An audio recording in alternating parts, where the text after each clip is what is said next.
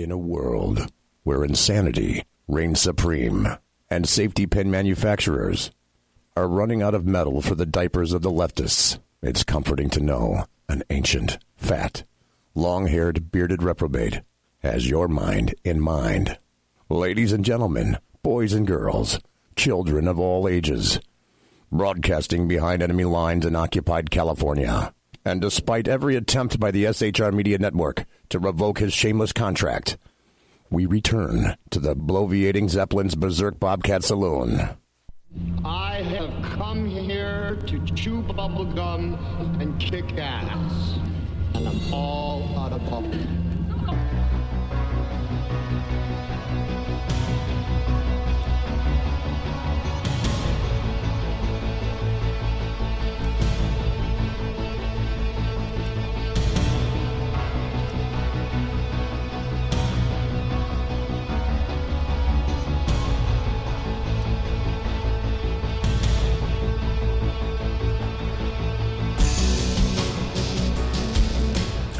Ladies and gentlemen, boys and girls, children of all ages, we almost didn't have a show tonight, but I'll tell you all about it.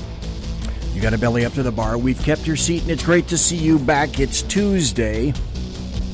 It's August 20th, the year of our Lord 2019, and Fluffy is going to be your bartender tonight. He pours with the best of them.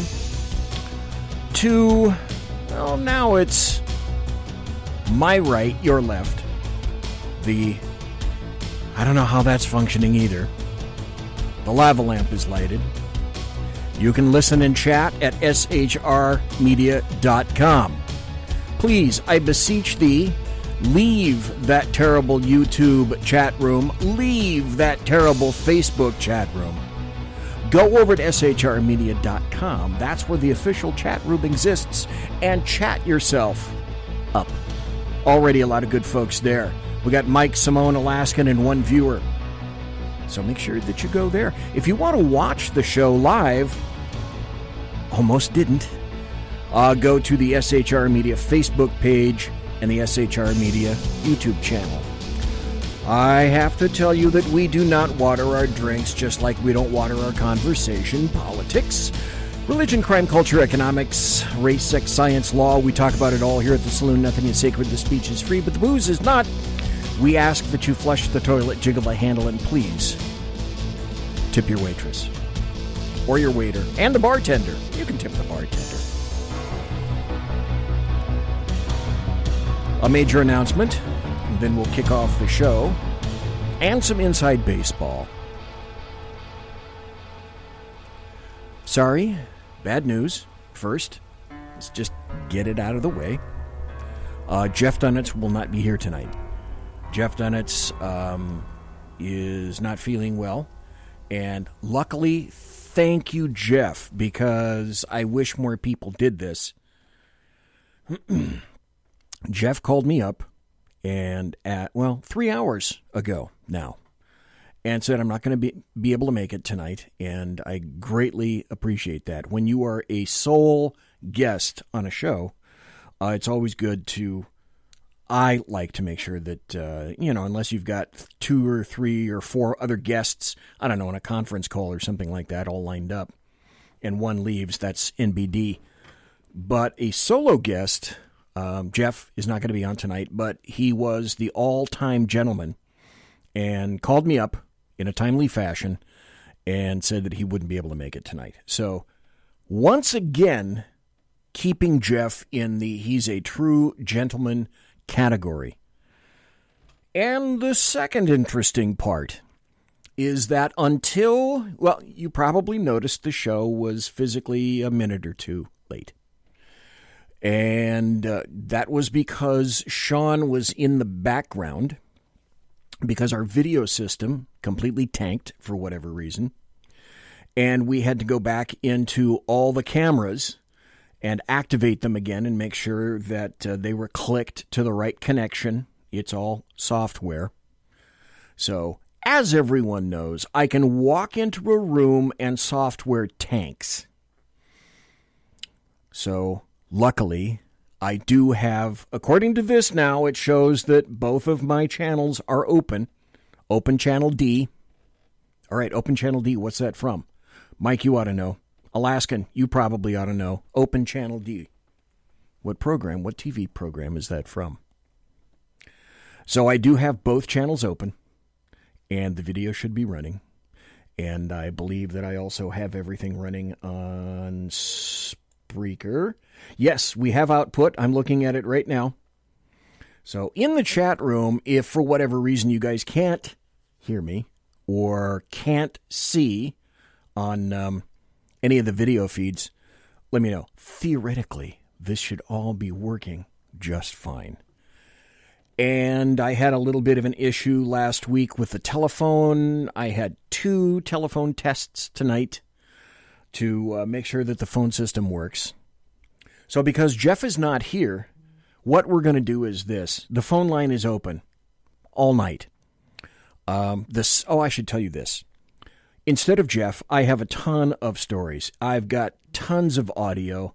Now, the second hour is, let's see. Where is it? The second hour is going to be this. This is an SHR Media Network special report. And that is the entire second hour. There may be a little overtime involved in that. Alaskan says, all sounds good here. Great. Thank you very much for telling me that. That lets me know that the program is on and running as it should be. The topic for the second hour in the SHR Media special report is red flag laws. And we will be going into that in depth. For those of you who are not in the chat room right now, I'm going to be typing the phone number. And you guys can weigh in on any damn thing you want to tonight.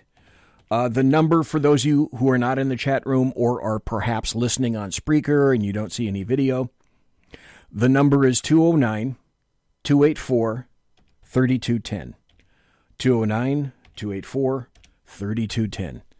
And grab your favorite adult beverage. Come in, sit down, relax, converse. Give me a blast. I'm looking for first-time callers or anybody who wants to call because I have a plethora of topics in the first hour. And like I say, in the second hour, we are going to be talking about red flag laws in the SHR Media special report. It would be at this time customarily, and I'm going to announce this again because his blog is so good, Jeff Dunitz, even though he can't be here tonight, you can find him at lidblog.com. And the reason I continue to promote his blog is because he updates it so regularly. He'll have 2, 3, 4, 5 posts a day. His log is extremely active, and he'll give you a conservative perspective on all the news that you need to know for any particular given day. So go to lidblog.com. As a matter of fact, I'm looking at it right now. His top story is, this is interesting, Jews who vote for Democrats are committing Jewicide. And that is a reference to what Trump tweeted a little bit earlier. He said, Jews who vote Democrat show a lack of knowledge or great disloyalty. I would tend to completely agree with that.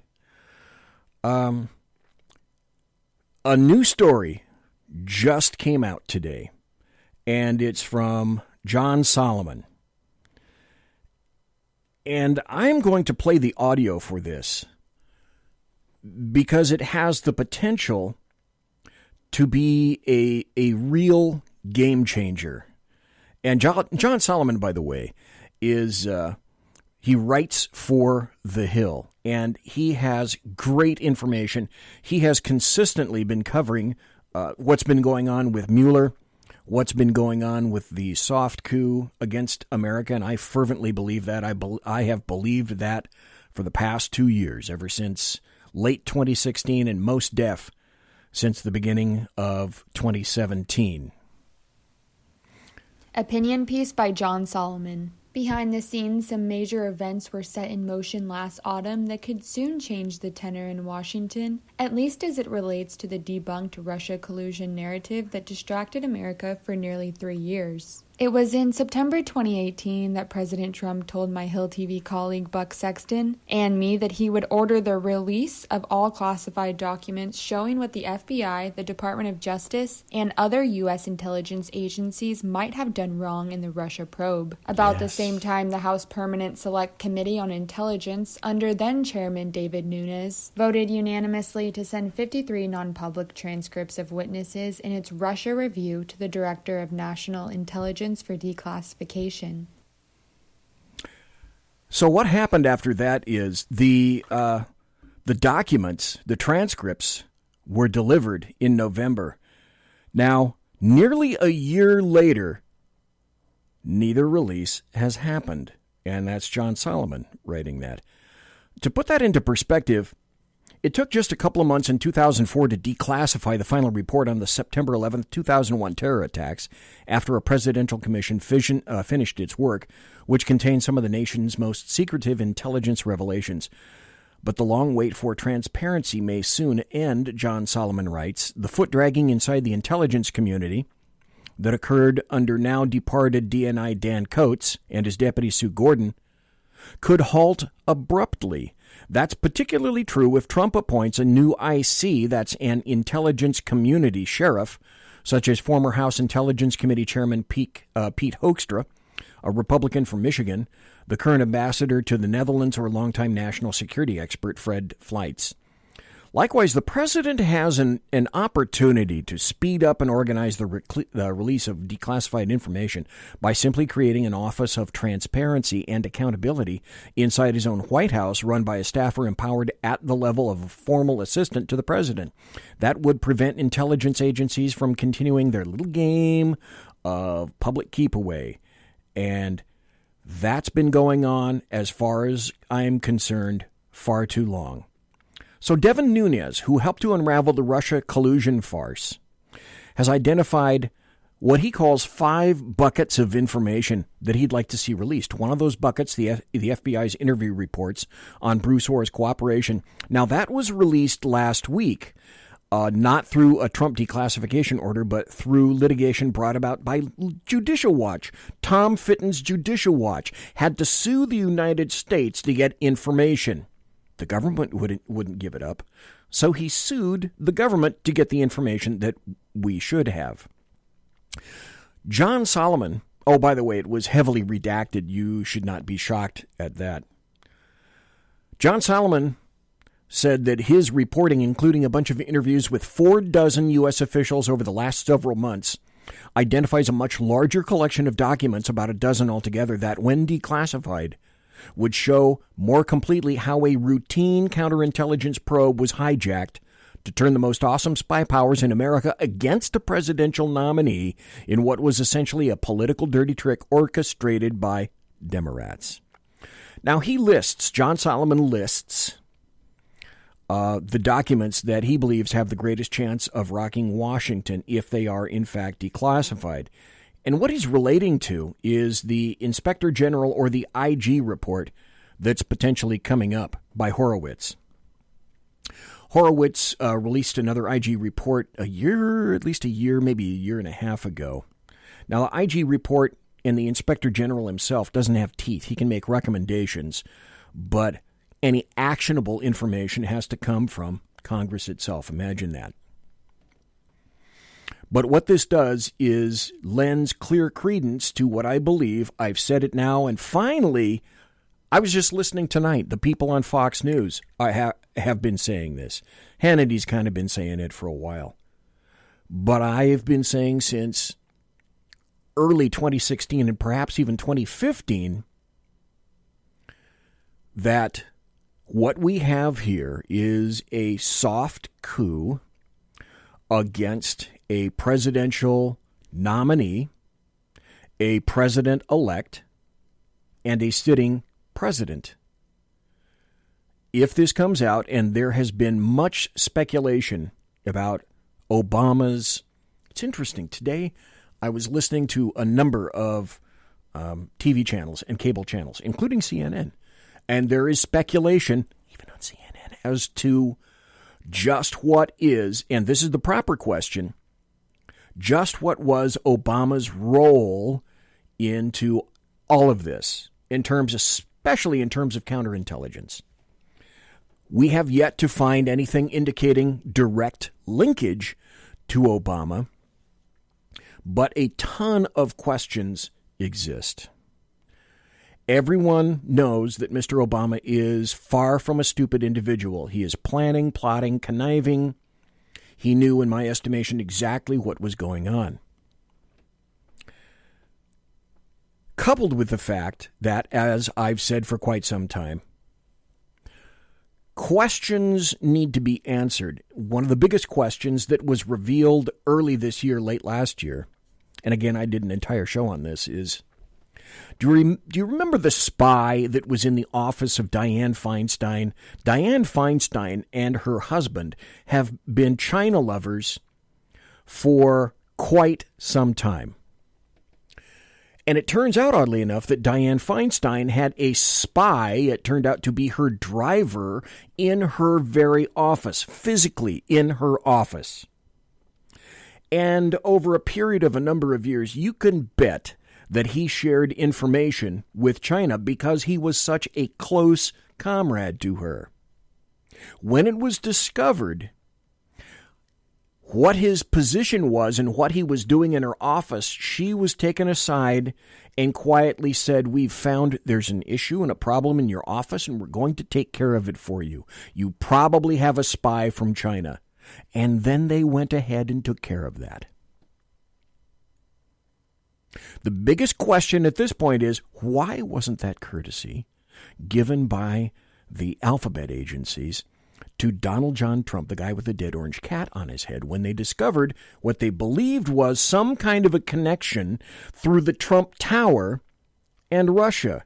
If that's what they thought, then why didn't the future president of the United States, although at that time he was not, why didn't he get the same courtesy that Dianne Feinstein did? What's the difference between the two?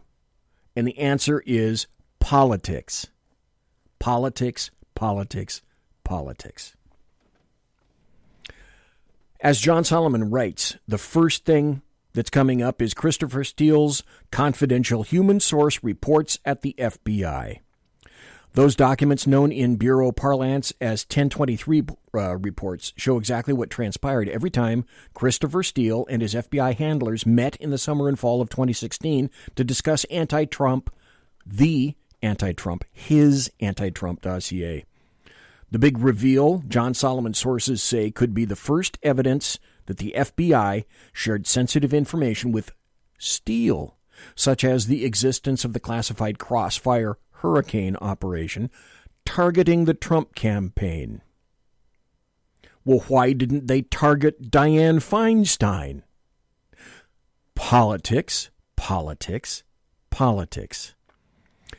John Solomon thinks it would be a huge discovery if the FBI fed Trump-Russia intel to Steele in the midst of an election, especially when his ultimate opposition research client was Hillary Clinton and the Democratic National Committee, the DNC. The FBI has released only maybe one or two of these reports under FOIA lawsuits, and they were 100% redacted.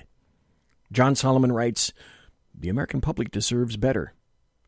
Number 2, the 53 House Intel interviews. House Intelligence interviewed many key players in the Russian probe and asked the DNI to declassify those interviews nearly a year ago after sending the transcripts for review last November. There are several big reveals, John Solomon is told, including the first evidence that a lawyer tied to the Democratic National Committee had Russia-related contacts in the CIA. Russia. Number 3 is the Stefan Halper documents.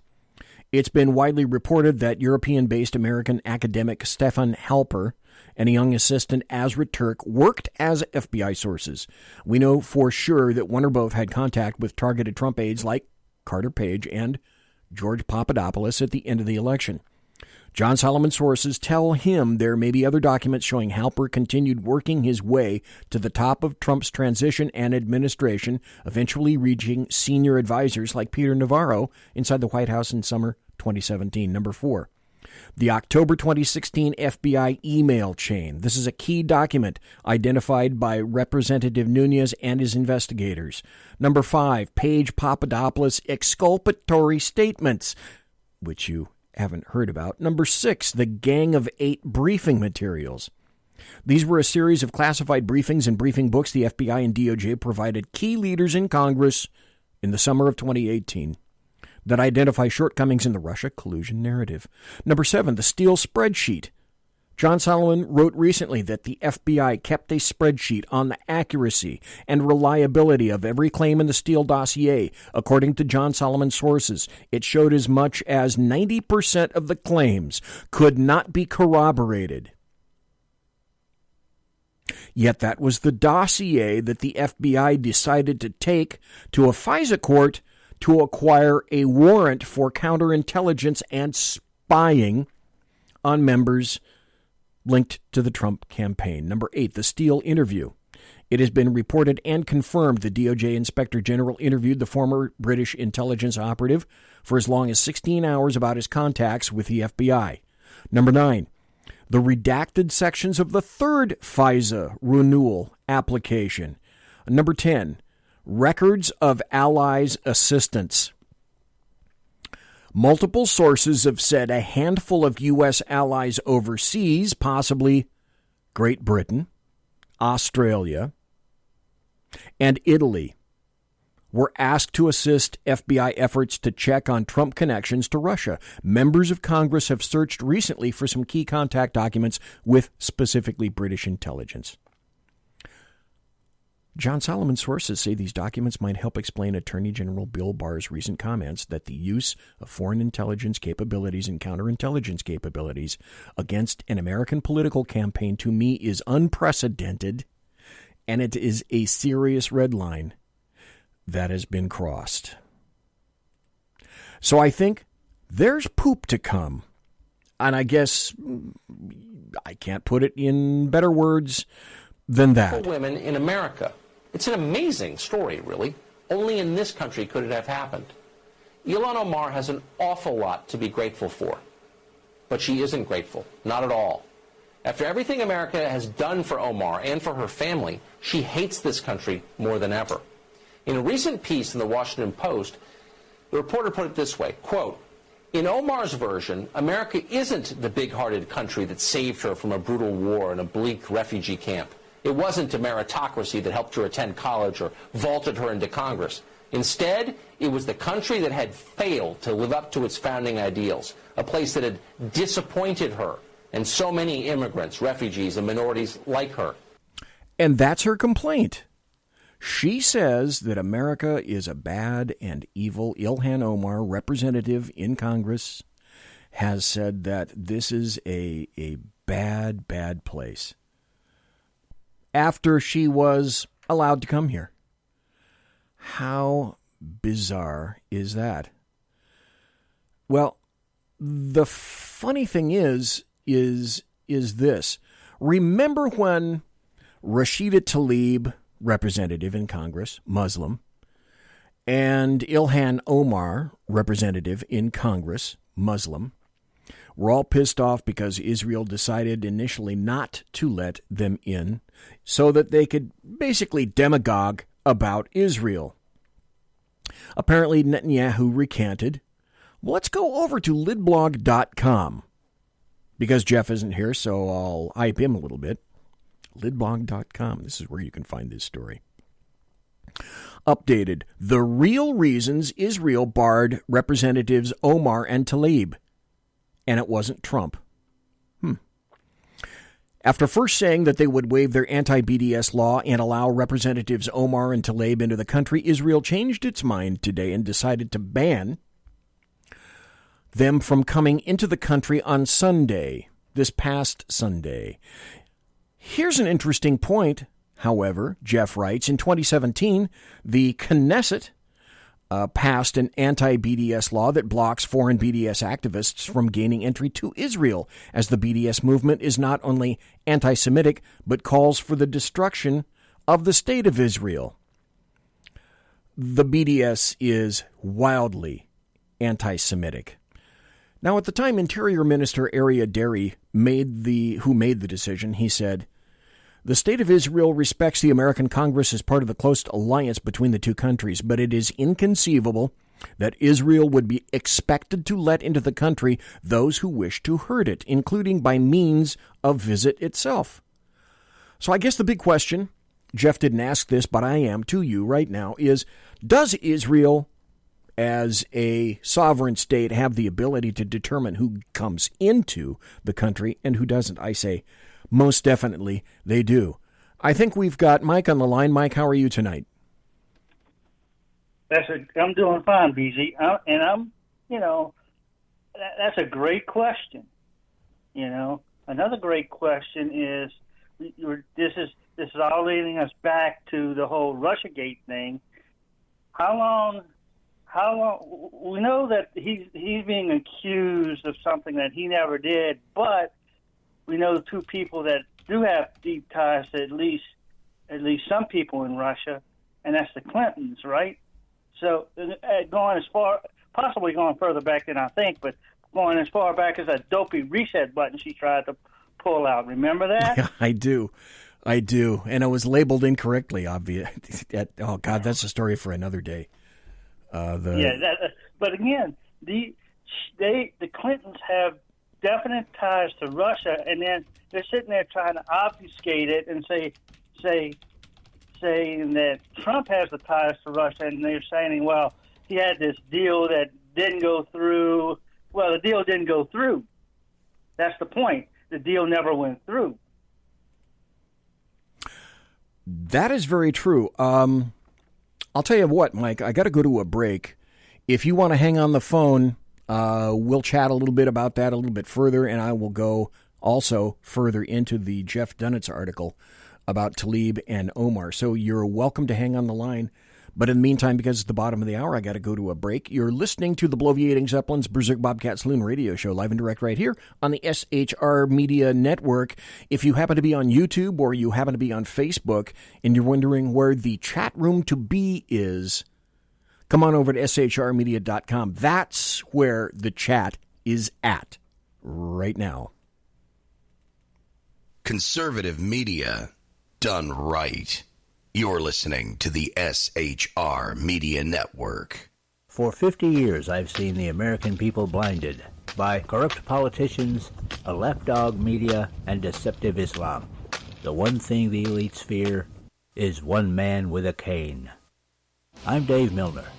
Join me through Spreaker, iTunes, and SoundCloud, through SHR Media and the Western Free Radio Network, for half a century of experienced perspective on political and social issues, weekly on The Unpleasant Blind Guy. And catch me on Jeff Mitchell's EDL Radio on blogtalkradio.com. There's no surrender, ever. Because truth is not always pleasant. It's your business diva here, Melanie Collette. I am inviting you to a front row seat as I discuss some of the most intriguing details of wealth and finance with today's movers and shakers in the world of business. Listen in and discover financial truths on a global, domestic, and household scale. Uncover topics that will impact your wallet today and in the future. Money Talk with Melanie airs Monday through Friday, 5 p.m. East, 2 p.m. West, right here on SHR Media and High Plains Pundit Talk Radio. You can't afford to miss it. From a public locker inside a dilapidated Long Island rail station comes a show designed to piss off liberals using truth, facts, and ridicule. The Lid Radio Show, featuring the conservative voice from the People's Republic of New York, the Lid himself, Jeff Dunetz. Tune in every Wednesday at 2 p.m. Eastern, 11 a.m. Pacific on the SHR Media Network. Go to shrmedia.com. At Lid Radio, we fight for the truth, justice, and a good kosher T-bone. If you don't listen, Hillary Clinton might sneak into your bedroom in her housecoat late at night and blame you for her election loss. It's the Lid Radio Show with Jeff Dunitz.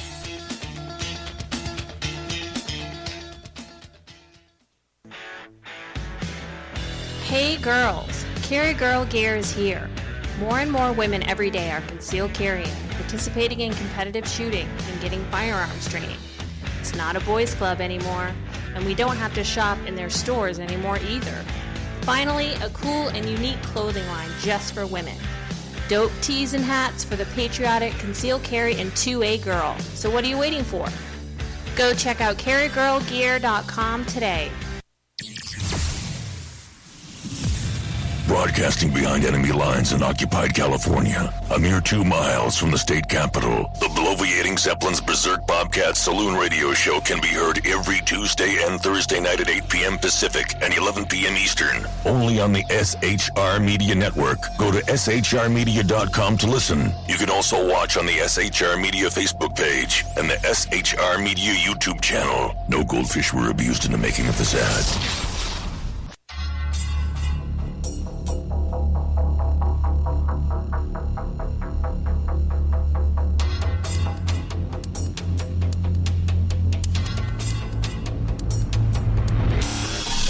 Show on the SHR Media Network, Sackheads Against Tyranny on shrmedia.com. Go there quick like a bunny, 11 p.m. Eastern, 8 p.m. Pacific every Wednesday, live and direct on the SHR Media Network, shrmedia.com. Be there.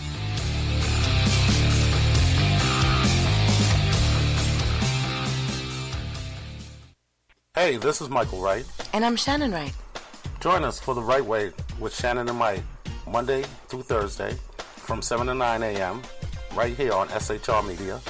Why are they joining us? For fun things like sports, politics. Oh, maybe some news and entertainment? And all kinds of other things. Money and recipes and events, all kinds of stuff. Yeah, so join us Monday through Thursday, 7 to 9 a.m. here on shrmedia.com. Conservative media done right. You're listening to the SHR Media Network. Ladies and gentlemen, boys and girls, children of all ages, we are back. 1/2 hour gone so quickly. We're talking about the two lovely represented. I'm sorry, let me be specific. The two lovely Muslim female representatives in Congress who got their noses a bit in a pinch when Israel said initially, we don't think that you have Israel's best interests in heart in coming up into Israel, so we're going to ban you from coming into the country. And they are pro-BDS supporters, I should tell you. Now, for those, and I tried to get Jeff Dunitz in his article to specifically state what BDS is. And he deals with this kind of stuff every day. And I asked him to include it in the article and tell us, what does BDS stand for? What are they? Who are they? It wasn't in his article, but I can tell you this. The BDS, it's a Palestinian-led movement, and they say it's for freedom. But by freedom, I mean that's all against Israel, period, end of statement. So BDS stands for boycott, divestment, and sanctions. Well, against whom? Oh, come on. Against Israel. Use your thinking cap. So, in 2017, when I say that the Knesset, which is basically Israel's ruling government, like a parliament, changed its mind and decided to ban them from coming into the country, they had that anti-BDS law that blocks foreign BDS activists from gaining entry into Israel, as the BDS movement is all about being anti-Israel and anti-Semitic, but basically calls for the destruction of the Jewish state of Israel. So, would it be terrible that Israel decides, no, we're not going to go for this? And you can. President Trump lobbied hard for Israel to ban the 2 members of Congress. The urging had little to do with the decision to bar Representatives Omar and Tlaib. Despite the pressure, 2 weeks ago, U.S. Ambassador to the United States, Ron Dermer, made it clear that Israel would allow the 2 inside Israel. His tweet on Thursday morning was made after Israel decided to stop the 2 from entering Israel. The change, listen to this, the change in the Israeli position was made when the government saw the Omar Tlaib trip itinerary. Their trip schedule made it clear that they would be spending their entire trip in Judea, Samaria, and East Jerusalem. Oh gosh, BZ, what was its intent? It intended to provoke hatred of the Jewish state and advance their BDS agenda. Now we know what BDS is. It's anti-Semitic and it's anti-Israel. Why would you go out of your way to have people that want to see your destruction and invite them into the country? And it doesn't matter who they are. It doesn't matter that they're representatives. Israel has a right to exist, and Israel has the right to be a sovereign nation and decide who, unlike the United States, can come into the United States. Although Obama himself stopped in 2015, I believe, I may have gotten the year wrong, stopped a member of the Israeli Knesset, which is their government, from coming into the United States. So, well, that's been done before by us. Imagine that. They were coming to Israel for nothing more than a big anti-Israel PR event and to push the BDS call for destruction of the Jewish state. Now, it shouldn't take anybody with an IQ over 5 to see the linkage now when we're talking about this. Mike, I'll get to you if you're still on the line. I'll get to you right after this story. This is from the Jerusalem Post. This, to me, screams massive linkage. Ilhan Omar now, Rashida Tlaib now, hint at cutting aid to Israel after entry denied. Stop. Does anybody think that wasn't the original intent anyway? That they weren't going to do that all along? Jack Alexander says 2016. Thank you very much. Appreciate that. I was 1 year off. Netanyahu's decision to deny us entry might be unprecedented for members of Congress. Well, you're not friends of Israel, and you have both made clear anti-Semitic statements, and you're both Muslims. I don't know. That seems pretty damn obvious to me. We cannot let Trump and Netanyahu succeed in hiding the cruel reality of the occupation from us. The occupation is real. Barring members of Congress from seeing it does not make it go away. We must end it together. Mike, you still there? I am still here, busy. What do you have to say, sir?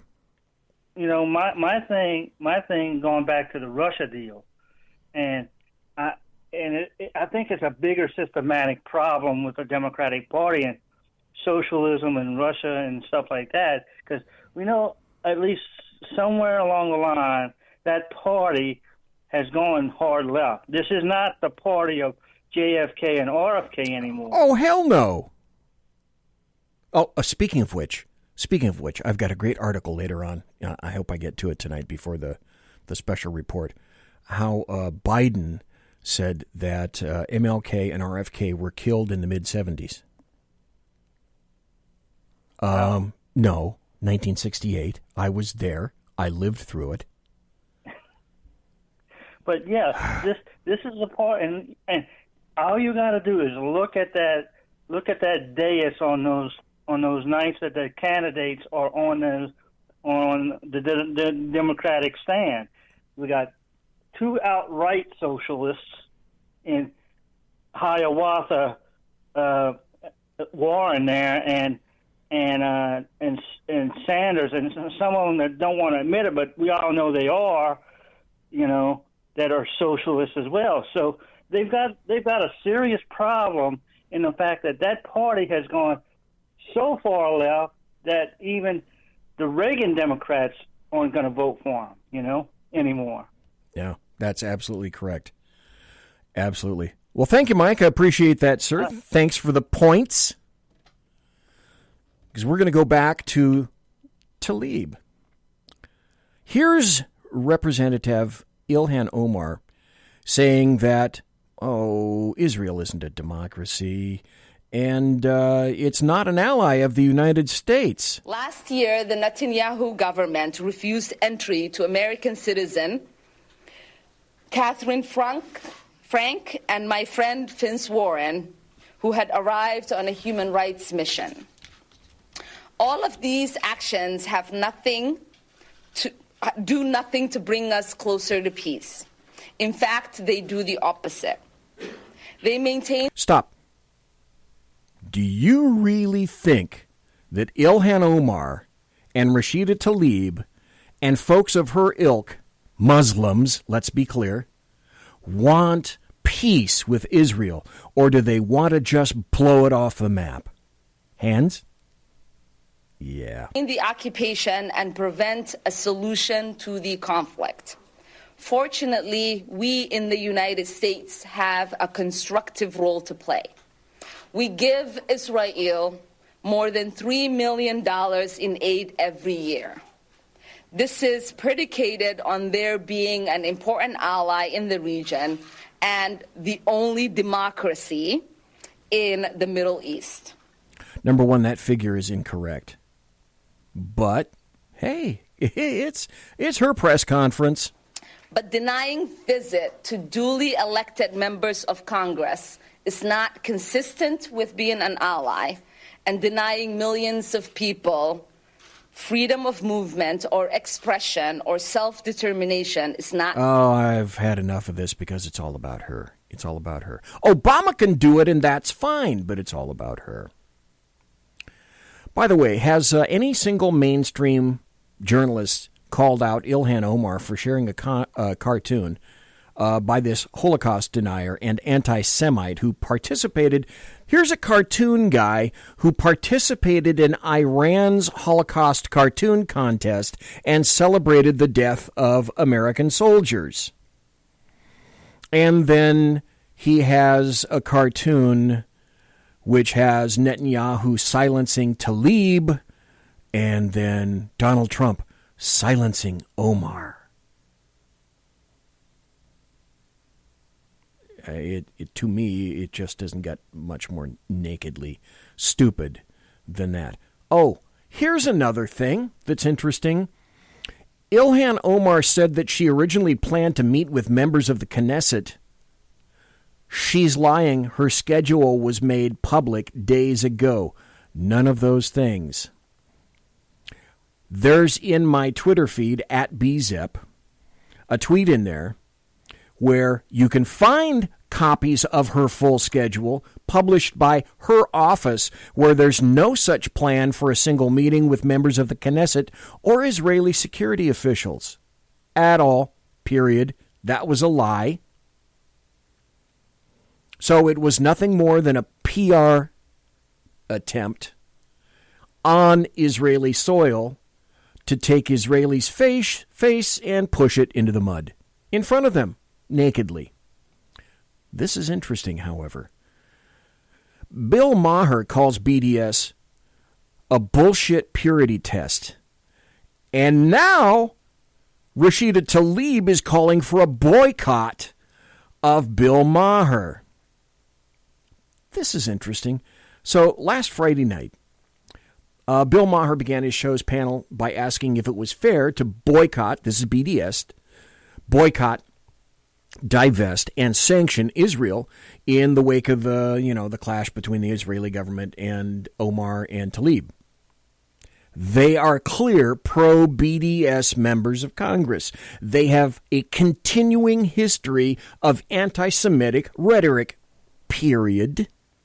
Well, his three panelists at that time just kind of danced all over the question. So Bill Maher decided that he was going to take it upon himself to kind of answer that question, since everybody else really wasn't. He said, quote, "It's a bullshit purity test. BDS is a bullshit purity test by people who want to appear woke but actually slept through history class. It's predicated on this notion, I think, that Jews in Israel are mostly white, that Palestinians are browner, so they must be innocent and correct, and the Jews must be wrong, as if the occupation came right out of the blue, that this completely peaceful people found themselves occupied. Forget about the intifadas and the suicide bombings and the rockets and how many wars. And that was a quote from Bill Maher. Former Vice President Joe Biden said Saturday that he was vice president during a mass shooting last year in Parkland, Florida, even though it occurred more than a year after he left office. Quote, "Those kids in Parkland came up to see me when I was vice president," Biden told reporters on Saturday, according to Bloomberg News. He had reportedly been speaking on gun violence, particularly calls to action by people impacted by mass shootings. So wait a minute. We segued over to Joe Biden. Isn't it funny? Allies and friends in the campaign of Joe Biden have been kind of thinking about the idea of altering the former vice president's schedule in an effort to reduce the gaffes that he makes. This is also interesting, I find. There's another poll that just came out, Fox News poll. Biden still leads the Democratic race, but Elizabeth Pocahontas Warren has now climbed into second spot. Biden was, he ran between like 33 and 31% in July and March of 2019. Now he's at 31%. Now Elizabeth Pocahontas Warren was running at 4% in March 2019 to 12% in July 2019. And now she's at 20%. Number two to Joe Biden. Sanders, he was looking good at 23% in March. He wasn't looking very good in 15% in July. Now he's at 10%. And Kamala Harris, 8% in March, 8% in July, 8% now. Imagine that. Here's the connection. I believe that there is a connection between Hillary Clinton and Kamala Harris. And if I had a producer, you would have heard something similar to, and I believe that there's a connection between Kamala Harris and Hillary Clinton. But I don't have a producer, and that's not what you heard. I found, and I want you guys to, confirmation bias, I guess. I find that Hillary Clinton was about as likable, as I used to say. She's about as warm and fuzzy and likable as an eastern diamondback rattlesnake.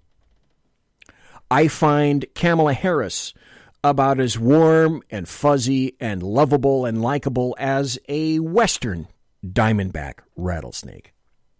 What say you? I found this interesting video where Democrats were asked a question. They were asked, can you name some Joe Biden accomplishments? Can you tell me what it is that Joe Biden has done, why we should be able to, or why we want to elect him as president? Give us some of your best. Phillips with Campus Reform. Today we're at the Democrat debate in Detroit talking to voters about Joe Biden. Now he's leading all the national polls, but after 40 years in politics, do people know any accomplishments of his? Let's talk to them and find out. What do you view as Joe Biden's singular accomplishment you would point to? I don't know of a specific accomplishment of his. I know that there are things that, he can put his name on and say, well, this was done when I was in office. This was done when I was in office. I'll be honest with you. I'm drawing a blank on what he accomplished. I do know that he's fought for poor Americans. Are there any accomplishments that come to mind that you can point to for Joe Biden? No. Anything? Was Joe Biden in the military? No. He's asking somebody else. Don't know. What would you view as Joe Biden's main accomplishment? His accomplishments has been the health care program. He was, very instrumental with that. In your mind, what is Joe Biden's main accomplishment you would point to? You know, I don't know if I have an answer for that. Tangibly, though, if a person who was undecided were to ask you what's the main thing you can point to as Joe Biden's singular accomplishment, what would you point them to? Well, I think his, years of service, but more recently, I think he served with very much distinction with Obama. What would you say you view Joe Biden's main accomplishment as having been in his career? Okay, so Joe Biden is older and he has gray hair. That's an accomplishment. Well, fuck, so do I. I think he's an honest and a decent man, and that to me speaks volumes. Okay. I mean, he was a segregationist, so. But, I say him and Obama passed some bills for vets that I like. Being vice president. I mean, he's been there a long time. He's got staying power. Right. Well, I think his greatest accomplishment was being the vice president for Obama. Wow. His background, I don't know. I mean, I really wasn't prepared for that question. Yeah, his best accomplishment, his greatest accomplishment was that he had a job. Clearly. I see Joe Biden, he, at the best, he's a flip-flopper because it's like, what is my best interest right now? To act like I want to do this, act like I want to do that, but he flip right back the next day. What's the biggest issue for you as a Democrat voter? Ability to elect somebody that can defeat Trump. I mean, at this point, it's still the economy. Climate change. I have kids, and not too many politicians is, speaking up about this. I would say health care. I would say health care. Legalization of marijuana. Fix the corruption. Dope. That's all I got to right. say. It's more, healthcare is more important.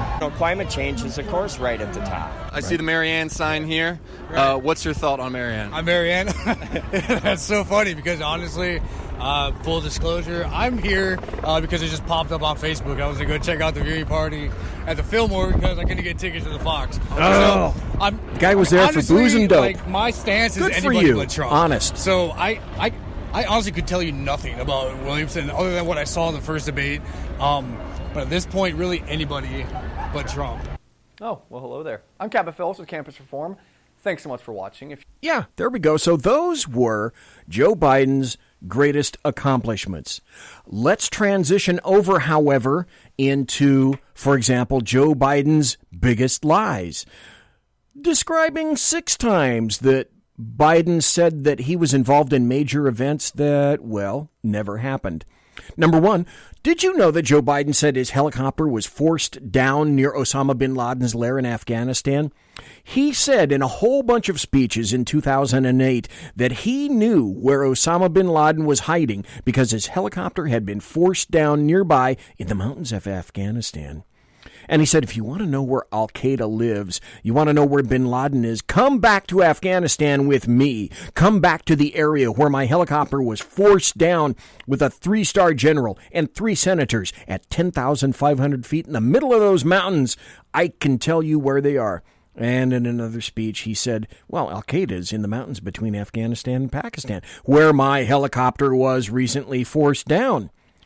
He later referred to the superhighway of terror between Pakistan and Afghanistan, where my helicopter was forced down. He said, John McCain wants to know where bin Laden and the gates of hell are. Well, I can tell him where, said Joe Biden.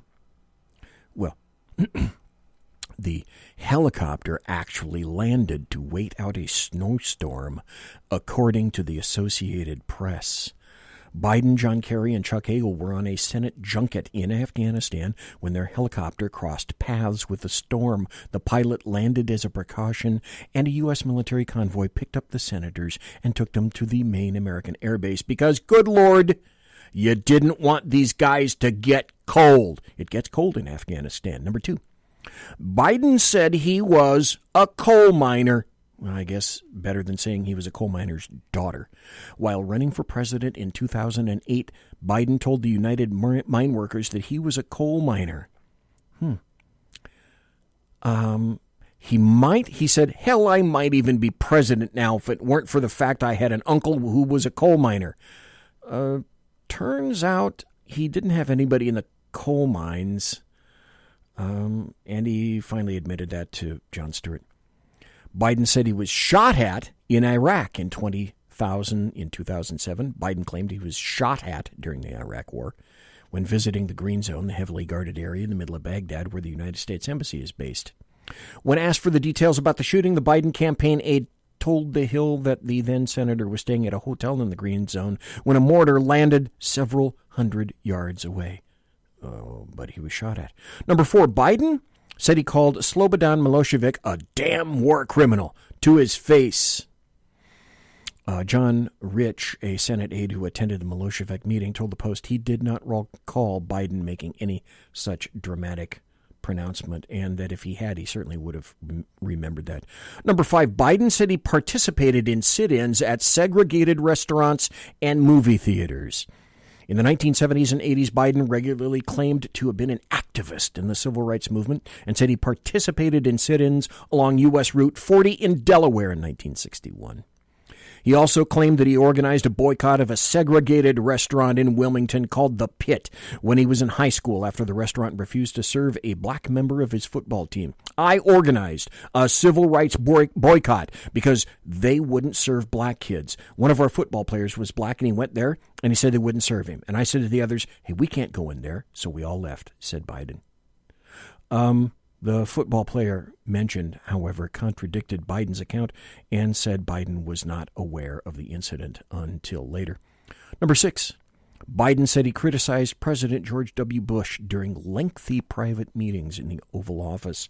Now, Joe Biden claimed in 2009 that he spent a lot of hours alone with President George W. Bush and bluntly rebuked the president over his foreign policy decisions. He said, I remember President Bush saying to me one time in the Oval Office, this is Biden telling CNN, well, Joe, he said, I'm a leader. And I said, Mr. President, turn around and look behind you.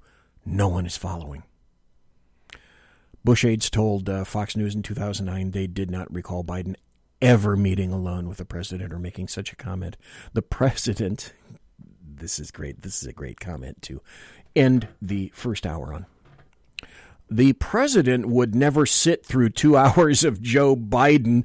Candida P. Wolf, Bush's White House liaison to Congress, told Fox News, I don't ever remember Biden being in the Oval Office. He was such a blowhard on all that stuff.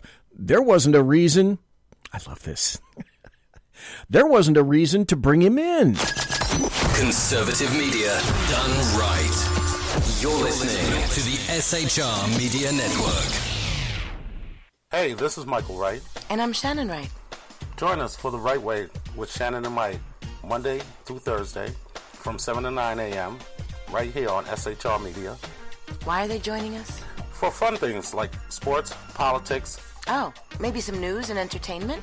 And all kinds of other things. Money and recipes and events, all kinds of stuff. Yeah, so join us Monday through Thursday, 7 to 9 a.m. here on SHRmedia.com.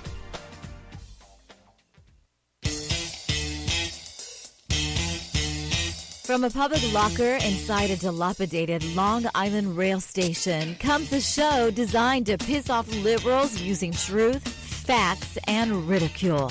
The Lid Radio Show, featuring the conservative voice from the People's Republic of New York, the Lid himself, Jeff Dunitz.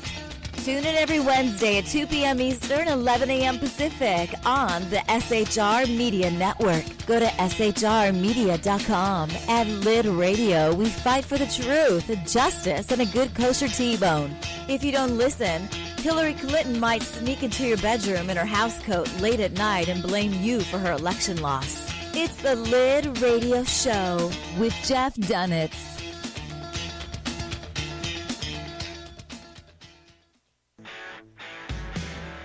Hey girls, Carry Girl Gear is here. More and more women every day are concealed carrying, participating in competitive shooting, and getting firearms training. It's not a boys' club anymore, and we don't have to shop in their stores anymore either. Finally, a cool and unique clothing line just for women. Dope tees and hats for the patriotic concealed carry and 2A girl. So what are you waiting for? Go check out carrygirlgear.com today. It's your business diva here, Melanie Collette. I am inviting you to a front row seat as I discuss some of the most intriguing details of wealth and finance with today's movers and shakers in the world of business. Listen in and discover financial truths on a global, domestic, and household scale. Uncover topics that will impact your wallet today and in the future. Money Talk with Melanie airs Monday through Friday, 5 p.m. East, 2 p.m. West, right here on SHR Media and High Plains Pundit Talk Radio. You can't afford to miss it.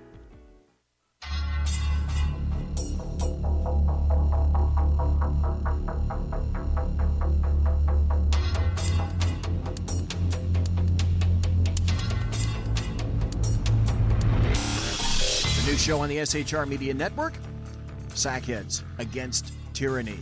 On shrmedia.com. Go there quick like a bunny, 11 p.m. Eastern, 8 p.m. Pacific, every Wednesday. Live and direct on the SHR Media Network. shrmedia.com. Be there.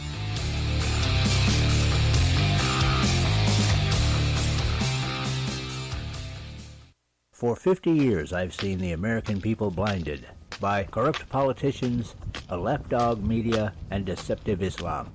The one thing the elites fear is one man with a cane. I'm Dave Milner. Join me through Spreaker, iTunes, and SoundCloud, through SHR Media and the Western Free Radio Network, for half a century of experienced perspective on political and social issues, weekly on The Unpleasant Blind Guy. And catch me on Jeff Mitchell's EDL Radio on blogtalkradio.com. There's no surrender, ever. Because truth is not always pleasant.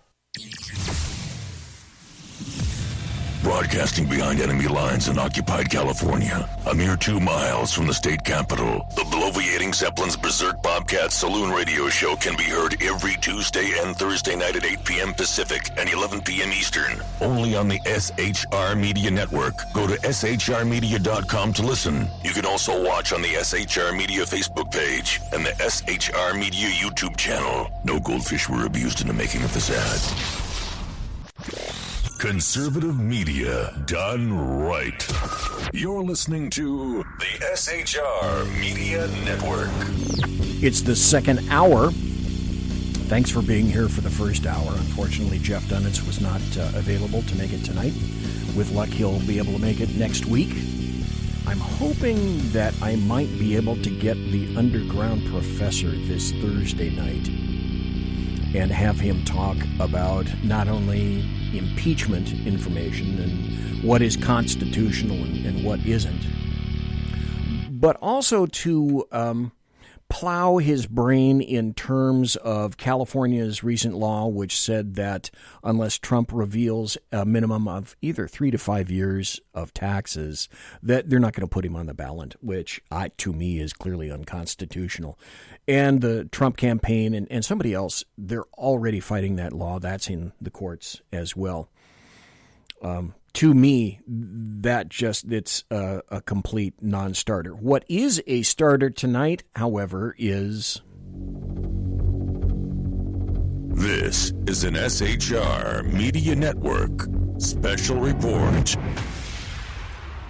Tonight, for the rest of the hour, I want to talk about red flag laws. It's interesting to note that the ACLU stance on red flag law expansion, and I hope you're sitting down when I tell you this. The ACLU stance is this. This is from Louise Melling, Deputy Legal Director of the ACLU.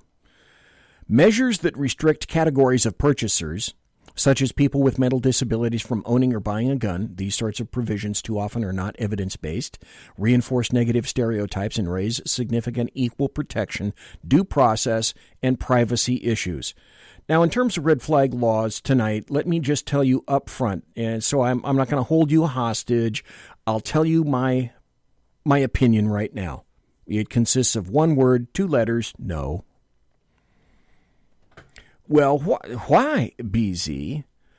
Because I know where leftists are going with this matter, okay? And because red flag laws, or RFLs, I'm going to continue to refer them for the rest of the hour as RFLs, can vary in so many different ways. Now, I tell you this in spite of the fact that as a law enforcement officer, I was occasionally tasked during the 80s in the early 90s with doing something similar under two California bodies of law when I was in patrol. One of them is 5150 of the Welfare and Institutions Code, W&I, and 273.5 of the Criminal Penal Code. Now, 5150 basically says this: when a person, as a result of a mental health disorder, and these are the key elements, is a danger to himself or to herself or others, or is gravely disabled, then you can commit that individual to a facility designated for evaluation and treatment for a period of 72 hours. Now, the other part of that is when determining if a person should be taken into custody pursuant to that section, the individual making that determination shall apply the provisions of 5150, and those are the three aspects that I just mentioned. Now, here's the kicker in California. Pursuant to W&I, the Welfare and Institutions Code, and the section is 8103, individuals with mental illnesses are restricted from access to guns. 8103 says no person who has been taken into custody as provided by section 5150, because that person is a danger to self, himself, herself, or to others, assessed within the meaning of section 5151 and admitted to a designated facility within the meaning of that section, because the person is a danger to himself, herself, or others, shall not own, possess, control, receive, or purchase, or attempt to own, possess, control, receive, or purchase any firearm for a period of 5 years after the person is released from the facility. That is current law in the state of California. If you had a 5150 hold placed on you for 72 hours for evaluation in a facility, you could not own firearms for a period of 5 years. Now, on its face, this appears like immediately reasonable, okay, right? Because this is the time to insert two words: due process. Hold that thought. Now, there's another section in California that involves domestic violence, 273.5. California and federal law both of those bodies of law both prohibit people with domestic violence convictions from possessing guns. And courts have repeatedly ruled that those restrictions don't violate your Second Amendment right to bear arms. The federal section, if you're interested in writing and taking notes, the federal section that buttresses that is 18 U.S.C. 922 small g. 18 U.S.C. 922G. Now, please note the important difference in the above sections. You have to be convicted of the crime as opposed to merely having been arrested or detained, meaning that you were afforded due process. It just didn't go your way. It's like, okay, next case, right? So can a convicted felon restore their gun rights under California law? We're going to talk about how domestic violence convictions affect gun rights under California state and under federal law. Now let's talk first about felonies. If you're convicted of any felony, then in California that imposes a lifetime ban on using, owning, or possessing a firearm. However, there's some convictions that are for what we call wobblers. That means a crime that could be charged as a felony or a misdemeanor. And in those situations, we can often restore gun rights by getting the charge reduced from a felony to a misdemeanor. And we can do this at the end of probation. We can go back years later after the case is over many times and put it on calendar and get the charge reduced from a felony to a misdemeanor. So you understand now that California has a massive proscription on this. But there's a catch. See, if red flag laws stayed right there with what I would consider to be a few necessary adjustments, I wouldn't have really a massive amount of heartache if there were guaranteed aspects of due process mandated. Now, this is not the case. It's not necessarily the case. And, of course, all these laws vary state by state. So now hold that thought as well. So I can hear it. I already hear a number of people saying they're bemoaning and wailing and breastfeeding and whatnot. Beezy, you hypocrite, you applied the earliest version of what has now become red flag laws, RFLs, and now you're against them, you despicable damned heathen. In retort, I guess I could say something similar to, yeah, but that was then and this is now. Would that suffice for you? I don't quite care, because that was then and this is now. Allow me to explain. In the 80s and 90s, when various laws were initially instituted, and I can only speak for California about this, because it was actually just California back then, the politics and ramifications of every action taken by a law enforcement officer, it wasn't parsed down to every footstep, every syllable. We were actually treated mostly like adults by our administrators, and we were allowed mostly to do our jobs unimpeded by stupidity, like the stuff that's going on these days. One quick example is this.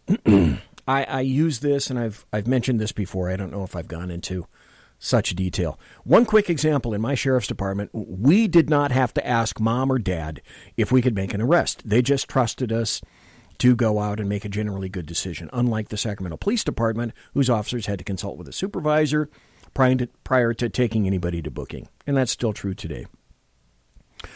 True story then, true story now. SPD didn't trust its officers then, and apparently still doesn't trust them now. When you treat people like kids, expect them to act like kids. And when you treat people like adults, you can expect them to act like adults. That's human behavior 101, the likes of which I still insist leftists today don't have any grasp of human behavior. More about that later. Some of us, like me, though, rallied against the initial inequality of 13700 PC and 273.5 PC. That is to say, I believe then, as now, that no one is equal until everyone is equal. 273.5, by the way, is the domestic violence statute in the state of California. It's a felony. Yeah, I set a precedent back in the 80s, and it was my precedent that resulted in the Sacramento District Attorney's Office issuing a proscription against my actions. Oh my God, BZ, what did you do? The story is this. I was sent to a domestic violence call at a Marconi Avenue apartment complex. I think it was around 1986. Okay, so a male and a female had been engaged in a really heated domestic abuse. At the time, the mandate was, and it was fresh, it was new, the mandate was for officers to make an arrest under 273.5, a felony, regarding domestic violence, is if there was an injury, and this is a quote, no matter how slight, make an arrest a felony if there's an injury, no matter how slight. The problem was at the time that I failed to view myself solely as what I called myself on a number of occasions back then, the women's Gestapo. I instead viewed myself as an equal applicator of the law as written, male or female. I didn't care. Because the truth is, more than 40% of domestic violence victims are male. You don't hear that statistic. Women are also likelier to utilize emotional abuse, which can be just as scarring physiologically and psychologically. Why is the proscription against men? Because they do get violent, and men can put a big hurt on women. And they need to go to jail if they do that. But of course, it's a lot more difficult to document domestic violence against guys because, after all, it's like the psychological thing, right? Find the broken bone. So at this scene, the female accused the male of hitting her. And I looked, and by God, there was a faint bruise. The male accused the female of hitting him. Well, there were scrape and scratch marks on his face. And the words, remember I said, no matter how slight. That little phrase danced in my brain. So guess what? I arrested them both. They both objected loudly. Somehow things didn't go as either one of them expected. The female said, I didn't mean for you to take him to jail. I just want him gone. And the male said, you shouldn't arrest her. So I explained 273.5 and the 1300 section to them, and it was mandated. It was a mandate for us, no matter how slight. Then, imagine this, they recanted their stories and said they would both not testify. Well, I probably responded with, well, it doesn't matter. That's the law. and it was fresh and new. That was the law. There was fresh evidence right in front of my face to indicate that they had both struck each other. Why should I only arrest one, the male, and not the other when evidence indicated they were both involved in physical violence? So I arrested them both for the felony section 273.5. I immediately learned, and then a memo was sent from the DA's office to all the agencies in the area, that the point of the law was to arrest males and not females. No more double arrests were to occur. That's when I decided I was not going to be a member of the women's Gestapo. When reality indicated that frequently, you know what? It really does take two to tango in many occasions. And I'm an adult and I get to decide that. Or I guess you don't want me doing the job. That's an argument for another day. That's a roundabout way of saying that I know how things work in law enforcement and with various laws. Now, in California, EPOs, there are things called EPOs, which are emergency protection orders. They can also be executed in order to remove firearms. That entails basically an on-call judge getting contacted who authorizes an emergency order that can take a whole bunch of forms, including confiscation of firearms. And that was the beginning of the injection of politics into law enforcement today. It is definitely worse now. It is much, much worse. And that's the reason I gave you the story. Politics. My guess is that so-called red flag laws mean something entirely different from their initial installation back in my time, in my day. And that would be absolutely correct. What might be? You have to ask yourself this question if you're a logical thinking human being. What might some of the triggering mechanisms desired be for various RFLs, red flag laws? The first would be instances of what people would say clear mental instability. Now, that in and of itself is a massive clusterfuck. Hold on to that thought as well, okay? We'll come back to that. The second would be instances of domestic violence in which violence was utilized with specifically a firearm. But you have to consider and allow for what I have been saying for quite some time, the logical extension. And what BZ is that for criteria? Would those instances of potential firearms confiscation include, these days, considering politics, the following, at minimum, the following, these subject areas? And listen to where I'm going. Social media, voting history, employment, geography, geographic area, dialect, melanin count, sex, religion, and many, many other considerations. Because the devil, of course, is in the details. The details count massively. I saw this on Twitter, and I thought I got to tell people about this tonight. Because it's true. Red flag law defined. This is from some guy on Twitter. Mitchell VII. Red flag law defined. The same people who report your Twitter posts will be the same people calling a tip line to tell cops to seize your guns. Oh, BZ, stop being stupid, you say. Really? You don't think the possibility exists for certain personnel to rat you out on social media because they simply don't like you or what you say or write? What would you say if I told you social media was already a consideration? This is from Newsweek. Gun control. New York wants to make you submit social media history before you purchase a gun. Turn over all your usernames and all your passwords to all your social media in New York before you purchase a firearm. A proposed bill in the New York State Senate could mean that anyone wanting to buy a pistol or renew their permit will be subject to a review of their internet history and social media accounts going back up to 3 years. What have you been thinking and writing? Let me see your papers. What have you done? The thought police need to consider before you can exercise your rights. The bill referred to as S9191 was drafted by State Senator Kevin Parker from New York's 21st with the intention of keeping firearms out of the hands of potentially violent people. So the bill says it requires a person applying for a license to carry or possess a pistol or a revolver or a renewal of such license to consent to having his or her social media and search engine history. They want every fucking thing reviewed and investigated for certain posts and or searches over a period of 1 to 3 years before they will allow you to exercise your rights. You see what leftists are doing? 1, steal your rights. Number 2, sell them back to you. If the bill passes, investigators would be able to look for posts or searches that contain threats to the health or safety of others. You think it'll be limited to that? Remember the things I talked about up there? Intentions to carry out an act of terrorism? You think you haven't already been ratted out on social media if you were writing that kind of stuff on social media?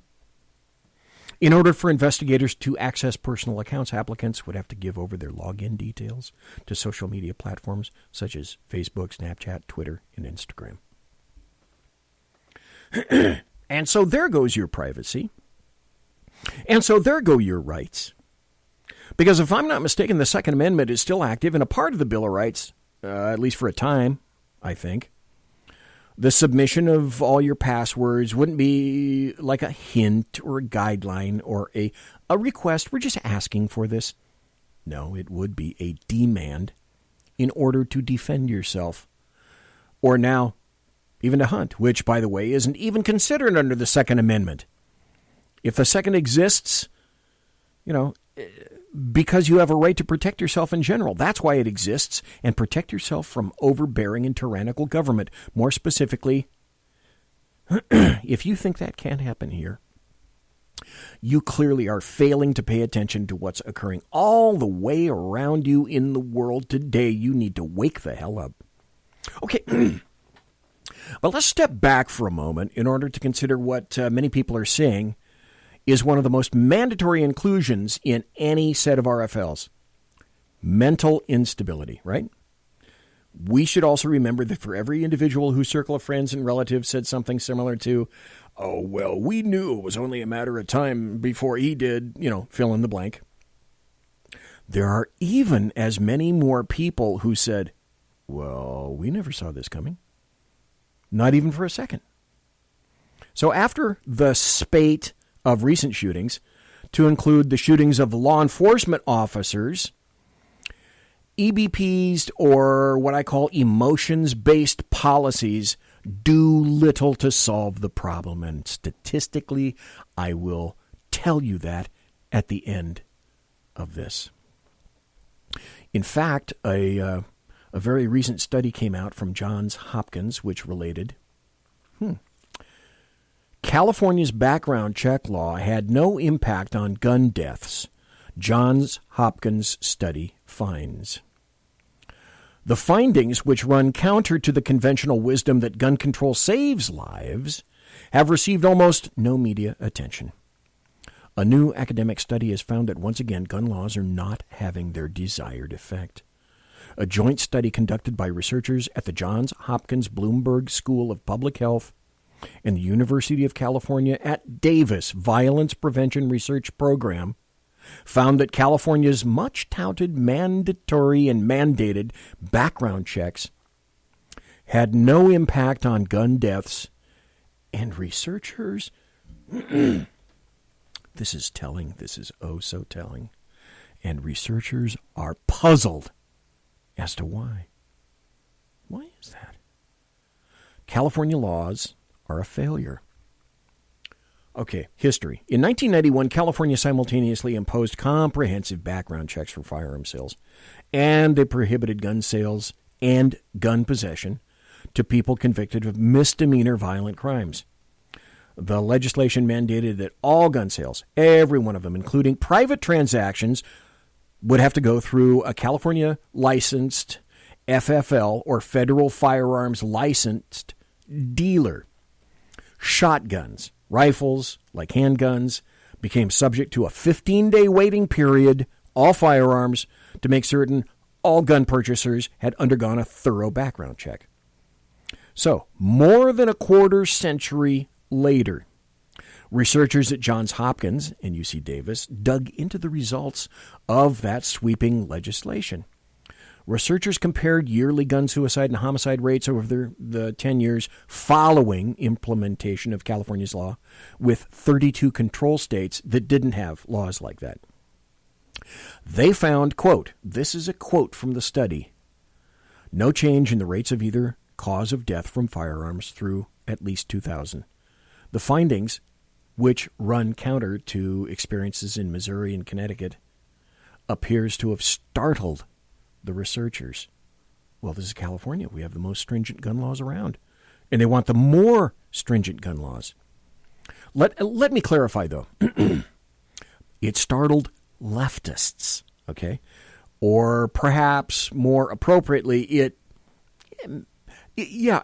startled leftists, but I would throw out there, mostly it disappointed leftists.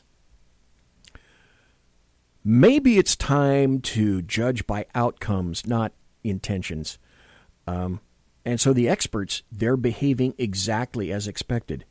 More than a decade ago, the writer Louis Menand, in a New Yorker article, explained the rationalizations experts make when their theories fail to hold up in our real-world laboratory. When they're wrong, experts are rarely held accountable. And they rarely admit it either. They insist that they were just off on timing, or they were blindsided by an improbable event, or almost right, or wrong for the right reasons. They have all the same repertoire of self-justifications that everybody has, and are no more inclined to anybody else to revise their beliefs about the way the world works, or ought to work, just because they made a mistake. California's failed gun control law appears to be yet another example of experts, to quote the great Milton Friedman, judging policies and programs by their intentions rather than by their results. Now that, to me, buttresses my assumption that truly leftists have no understanding of humans. They don't understand human nature then and now. Despite the dismal record of gun control, expect the media and experts, air quotes, to use a repertoire of self-justifications rather than modify their beliefs, regardless of what the evidence shows. We're going to take a break, and we're going to be right back after this. Conservative media done right. You're listening to the SHR Media Network. For 50 years, I've seen the American people blinded by corrupt politicians, a lapdog media, and deceptive Islam. The one thing the elites fear is one man with a cane. I'm Dave Milner. Join me through Spreaker, iTunes, and SoundCloud, through SHR Media and the Western Free Radio Network, for half a century of experienced perspective on political and social issues, weekly on The Unpleasant Blind Guy. And catch me on Jeff Mitchell's EDL Radio on blogtalkradio.com. There's no surrender, ever. Because truth is not always pleasant. It's your business diva here, Melanie Collette. I am inviting you to a front row seat as I discuss some of the most intriguing details of wealth and finance with today's movers and shakers in the world of business. Listen in and discover financial truths on a global, domestic, and household scale. Uncover topics that will impact your wallet today and in the future. Money Talk with Melanie airs Monday through Friday, 5 p.m. East, 2 p.m. West, right here on SHR Media and High Plains Pundit Talk Radio. You can't afford to miss it. From a public locker inside a dilapidated Long Island rail station comes a show designed to piss off liberals using truth, facts, and ridicule. The Lid Radio Show, featuring the conservative voice from the People's Republic of New York, the Lid himself, Jeff Dunitz. Tune in every Wednesday at 2 p.m. Eastern, 11 a.m. Pacific on the SHR Media Network. Go to shrmedia.com. At Lid Radio, we fight for the truth, justice, and a good kosher T-bone. If you don't listen, Hillary Clinton might sneak into your bedroom in her housecoat late at night and blame you for her election loss. It's the Lid Radio Show with Jeff Dunitz.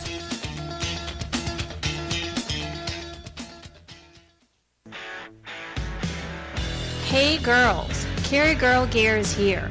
More and more women every day are concealed carrying, participating in competitive shooting, and getting firearms training. It's not a boys' club anymore, and we don't have to shop in their stores anymore either. Finally, a cool and unique clothing line just for women. Dope tees and hats for the patriotic, concealed carry, and 2A girl. So what are you waiting for? Go check out carrygirlgear.com today. Broadcasting behind enemy lines in occupied California, a mere 2 miles from the state capitol, the bloviating Zeppelin's Berserk Bobcat Saloon radio show can be heard every Tuesday and Thursday night at 8 p.m. Pacific and 11 p.m. Eastern. Only on the SHR Media Network. Go to shrmedia.com to listen. You can also watch on the SHR Media Facebook page and the SHR Media YouTube channel. No goldfish were abused in the making of this ad.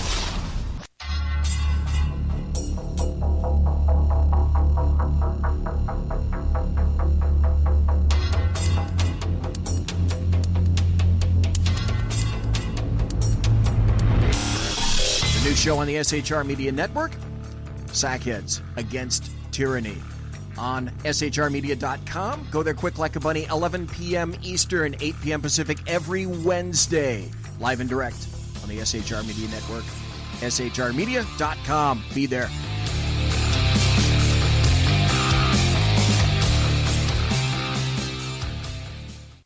Hey, this is Michael Wright. And I'm Shannon Wright. Join us for The Right Way with Shannon and Mike, Monday through Thursday from 7 to 9 a.m.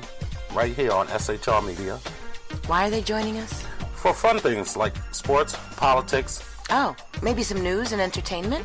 And all kinds of other things. Money and recipes and events, all kinds of stuff. Yeah, so join us Monday through Thursday, 7 to 9 a.m. here on shrmedia.com. Conservative media done right. You're listening to the SHR Media Network. Ladies and gentlemen, boys and girls, it's the final half hour of the show. And I think there's about a 90 percentile that will be moving into some overtime tonight, which is okay on Spreaker and okay on SHR. Because no one follows me. It's that late. It's 9:35 on the left coast. It's 12:35 tomorrow morning on the east coast. So, yeah, I believe there'll probably be some overtime tonight. Let's talk about the actual impact of red flag laws, or RFLs.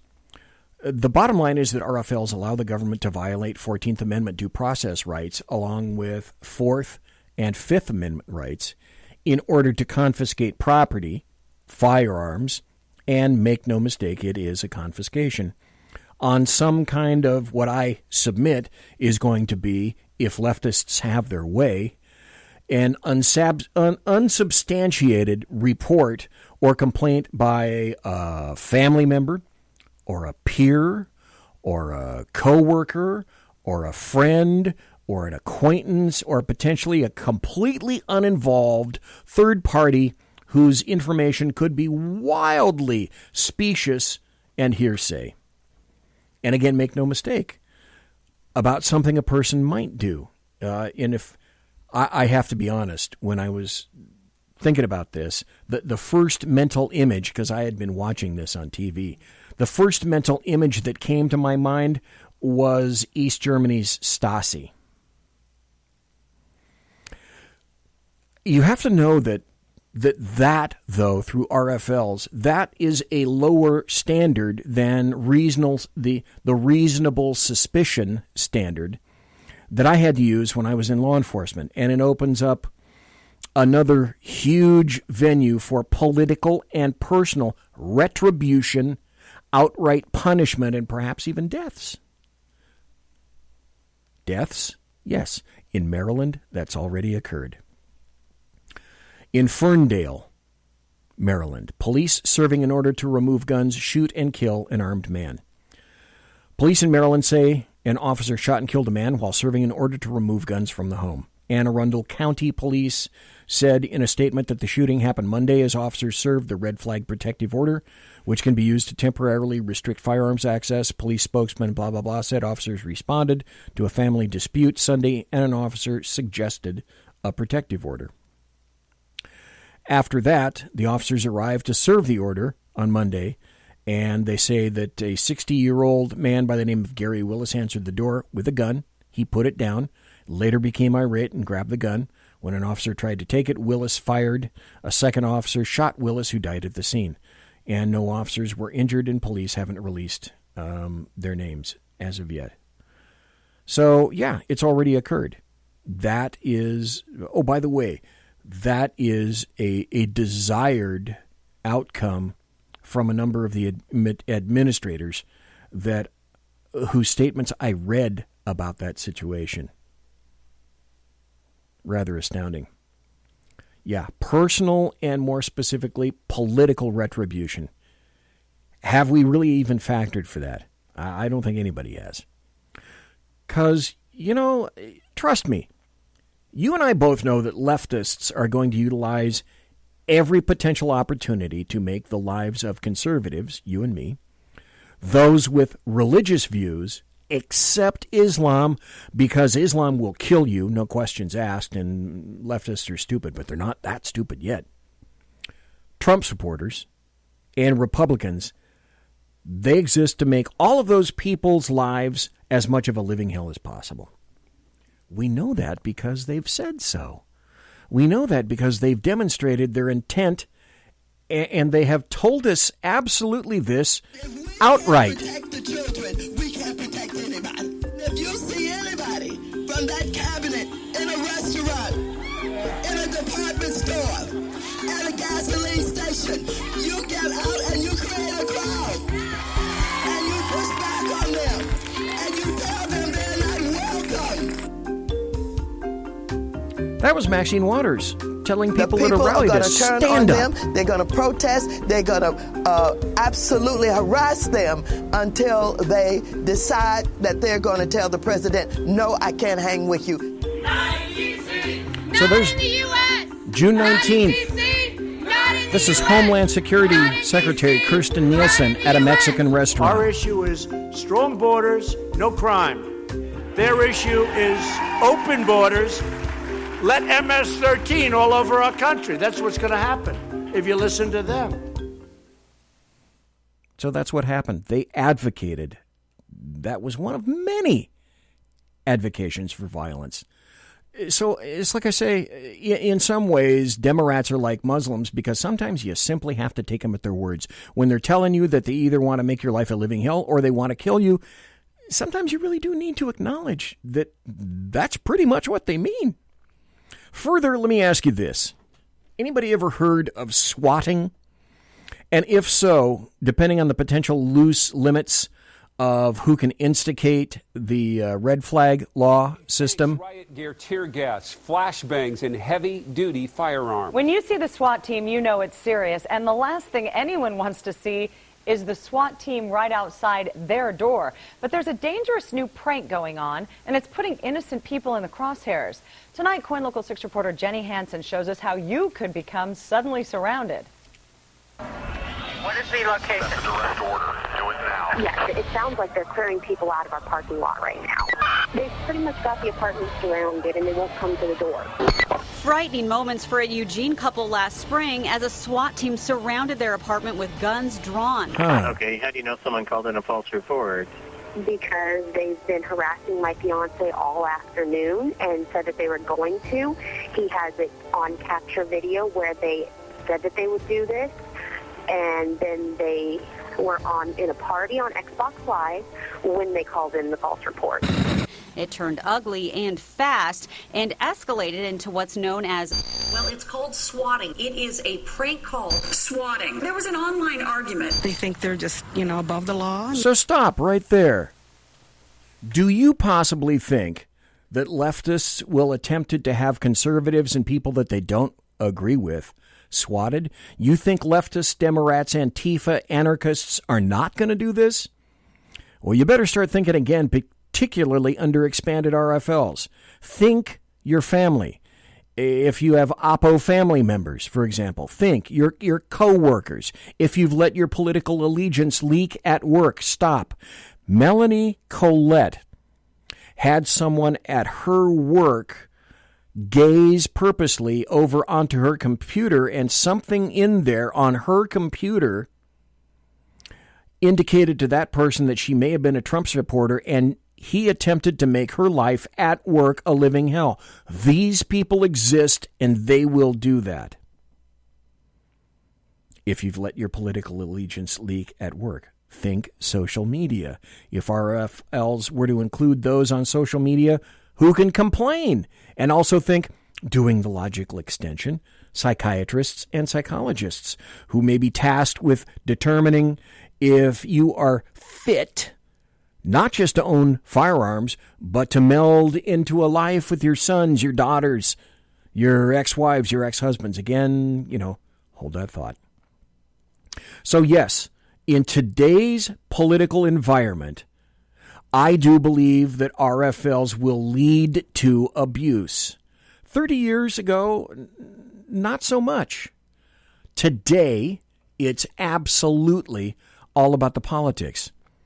You have to understand your enemy, those persons who are calling for everything from RFLs to gun bans to outright confiscation. Listen to what they're saying. It was only a few years ago that leftists, Democrats, and the American media maggots would use kind of hedging or couched words. Now it's outright advocation of confiscation. Know your enemy. In 1994, Congress passed the federal assault weapons ban, which outlawed the sale or ownership of semi-automatics, including AK-47s and Colt AR-15s. A detailed list made more than 100 other specific makes and models illegal, and the law also banned any copycat firearms that might be produced in the future. The federal ban expired in 2004. 7 states and Washington, D.C. still have their own assault weapons bans, some modeled on the original federal law. Massachusetts is one of them. Correspondent Caroline Motoresi-Tehrani reports on how the state attorney general has taken a fresh look at the law and how the gun lobby is responding. Well, you know how they're going to respond, and you know how she's going to respond. But let's be clear. I want to be very clear right up front as much as possible. Technically, there is no such thing as an assault weapon. What the LDAM, the leftist Democrats and American media maggots, what the LDAM refer to as an assault weapon, air quotes, is nothing more than a rifle. There are rifles and there are carbines. There are automatic rifles and semi-automatic rifles. There are bolt-action rifles, lever-action rifles, and those with clips or detachable enclosed magazines. Any rifle can assault someone. Any pistol can assault someone. Any revolver can assault someone. Persons can assault others. What does this word assault mean anyway? It's a noun. It says a sudden violent attack, an onslaught, an assault on tradition, an unlawful physical attack upon another. Okay.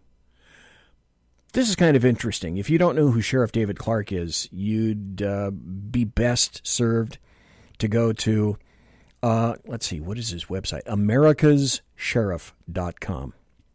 On August 12th, not long ago, Sheriff David Clark wrote, "The Second Amendment is personal to me. These liberty-stripping laws will not stop the next mass shooting. It's a Trojan horse toward gun confiscation. So are the so-called universal background checks. First of all, there is nothing universal about background checks. Ask any person prohibited from possessing a gun. If they want a gun, they're going to find a way to get one.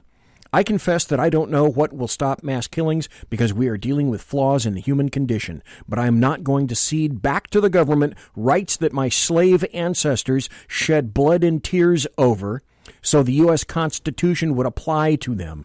One of the hallmarks of slavery was that blacks could not be armed to defend against kidnapping, lynching, and mob attacks. Black codes enacted after the Civil War continued the prohibition of newly freed slaves from being able to exercise their Second Amendment freedoms. It's been referred to as the black tradition of arms. So shame on anybody who thinks that red flag laws are a good idea. It was Benjamin Franklin who said those who would give up essential liberty to purchase a little temporary safety deserve neither liberty nor safety. And oh yeah, as if you couldn't tell, Sheriff Clark is black. Go to his blog. Like I say, I think it's americassheriff.com. We already know that accusations of many, many sorts have been weaponized against conservatives. We need to go back no further than all those terrible things, heinous things that were leveled against Brett Kavanaugh. Few people saw this, though. Kavanaugh accuser admits to making up rape accusation as a tactic. Really? You think leftists won't do that to you? You think people who don't like you, who don't care for you, who don't like the way you think or speak aren't going to do the exact same thing? One of Justice Brett Kavanaugh's accusers admitted that she made up her lurid tale of backseat car rape, saying it was a tactic to try to derail the judge's confirmation to the Supreme Court. Leftists, it was a tactic, and if you get shot and killed in the meantime, that's okay with them. Now, repeat this however many times leftists perceive they know about certain conservatives possessing firearms. Any of us on social media at all, but wait. What good does it do to disarm someone and leave them free to access whatever weapons or materials they can get their hands on?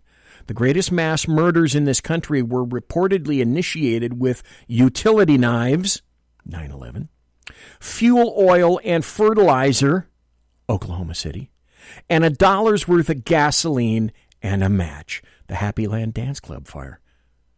Guns didn't even enter into that equation. And it's for this reason, the contention that anybody who can't be trusted with a gun can't be trusted without a custodian? Well, that's true. BZ, come on, stop it with the logic bombs, because isn't this truly the ultimate consideration? It would be for me. As the story goes, the dead owner's sister had filed for a protective order. Was she right in doing so? Is the piece of paper really a deterrent for someone violent enough to warrant one? And how many times do we need to learn the lesson that you'd better not summon the state into your home unless it's truly your last resort, because they'll bring with them an up to lethal force continuum. They're trained to escalate when not immediately obeyed. The corollary is then in reverse true, folks. When you step into another person's neighborhood or community, you really don't know them, and perhaps they have truly anticipated you. And worse yet, you're about to intrude into an intimate household realm, the likes of which you are not prepared. Think CQB. Then this. So the cops were primed, and what better way to diffuse a volatile situation than to pound on a door in the wee hours when it's still dark and scare the hell out of someone you have reason to believe is armed.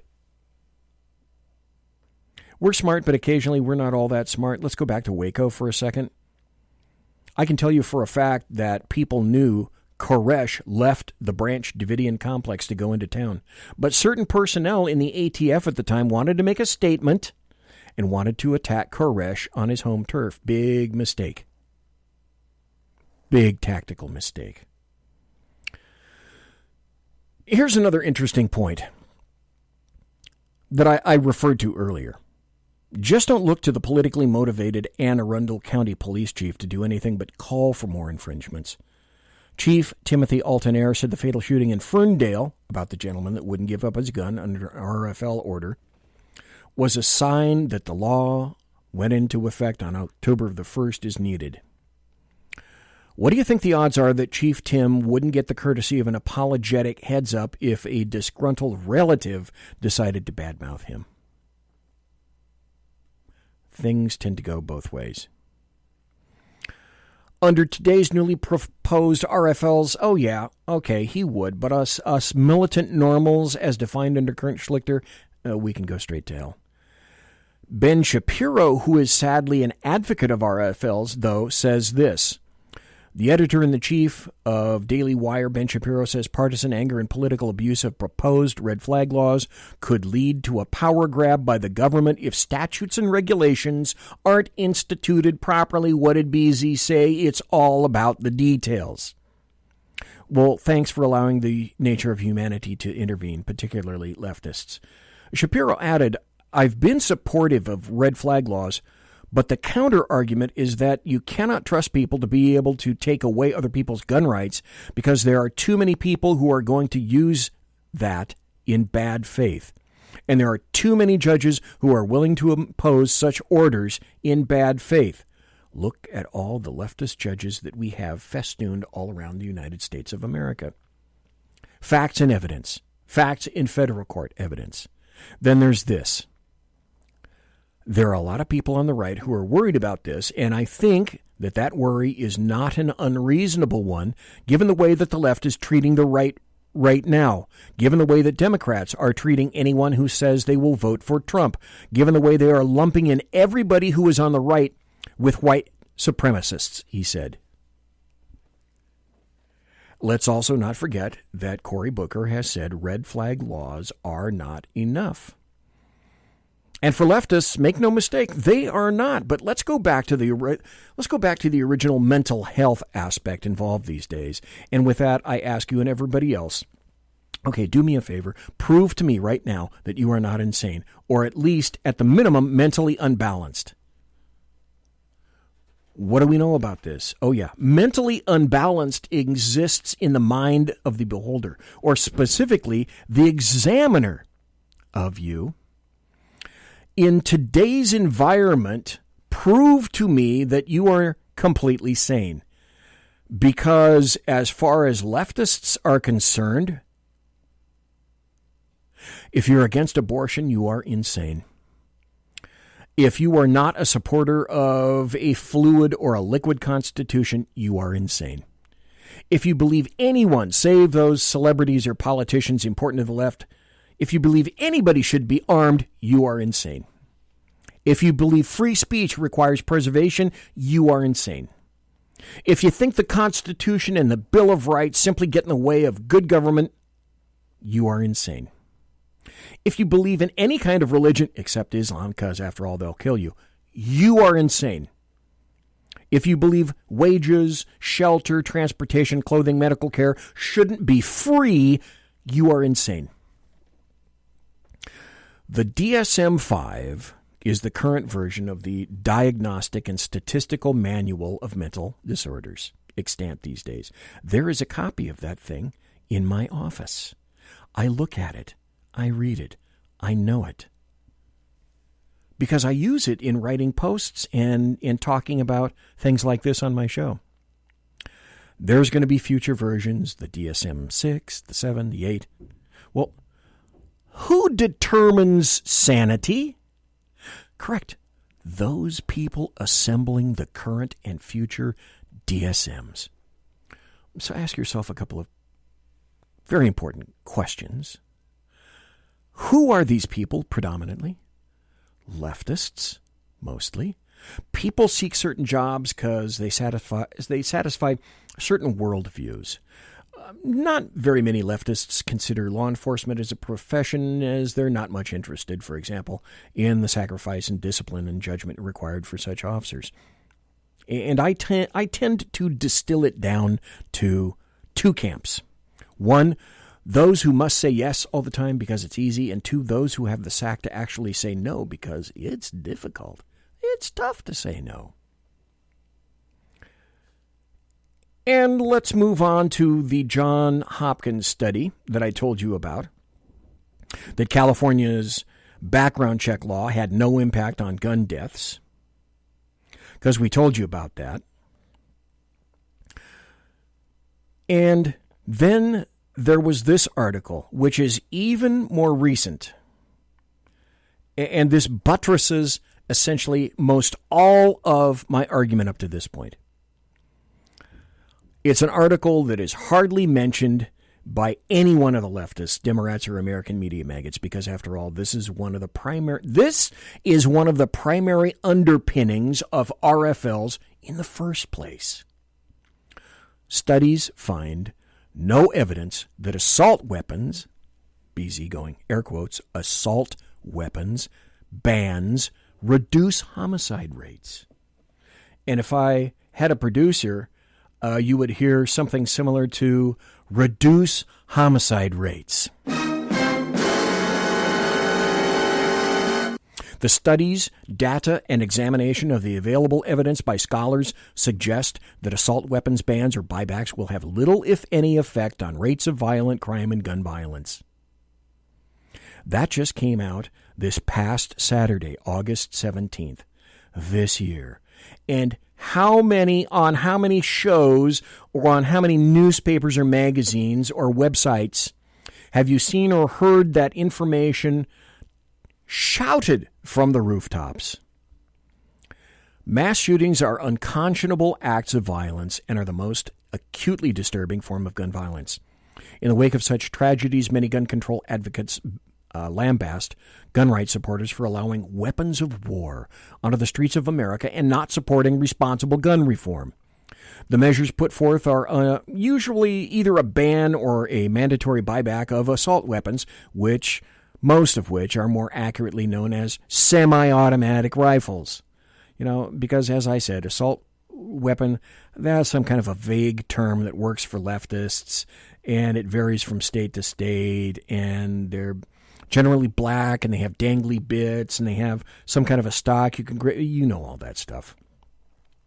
While these initiatives are common sense to advocates, if one takes the time to examine the data and the evidence, it becomes abundantly clear that gun control in this form will do little to reduce gun violence. Oddly enough, that's exactly what you and I, proper thinking human beings, as Kurt Schlichter says, militant normals, we naturally intuit from the involved statistics.